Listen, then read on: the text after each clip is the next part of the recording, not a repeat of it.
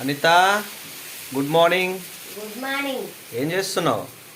దోశ చేస్తున్నానండి. అవునా? దోశ అండ్ ఇగో పల్లి చట్నీ.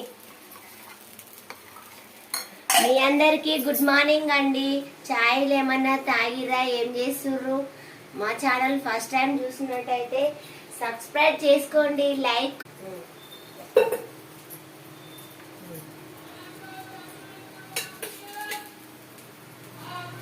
పిల్లలకి మార్నింగ్ స్కూల్ కదండి, 7:20కే వెళ్ళిపోవాలి. అందుకే నేను పొద్దున్న చేసి దోశలు మాత్రం వేస్తున్నా. దోశలు అండ్ పల్లి చట్నీ.